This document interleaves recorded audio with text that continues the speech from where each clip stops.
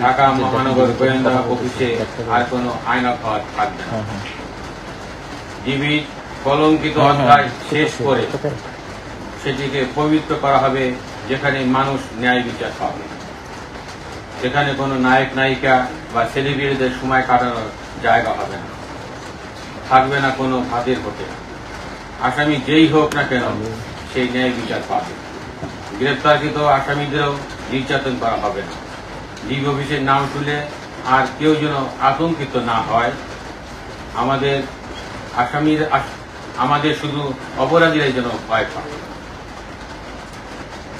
আমি যতদিন ডিবি প্রধানের দায়িত্ব পালন করব, ন্যায় নীতি, পেশাদারিত্ব ও সততার মধ্য দিয়ে দায়িত্ব পালন করার চেষ্টা করব ইনশাআল্লাহ।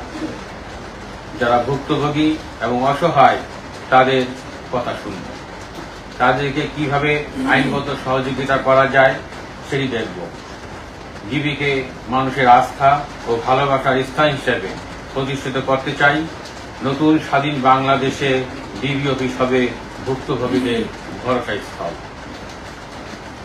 প্রিয় সাংবাদিক ভাই ও বোনেরা, ডিবি অফিসে কোন রকম অন্যায়, অবিচার ও দুর্নীতিকে প্রশ্রয় দেওয়া হবে না। ডিবিতে চৌকস, দক্ষ ও পেশাদার কর্মকর্তাদের পদায়ন করা হয়েছে।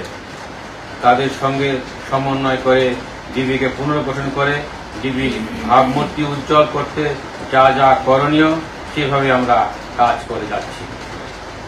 আশ্বস্ত করে বলতে পারি, সরকার আমাকে যতদিন এই পদে রাখবেন ততদিন সার্বিকভাবে যে সকল কাজ আইনানুগভাবে হওয়ার কথা আমি সেভাবেই করে যাব ইনশাআল্লাহ।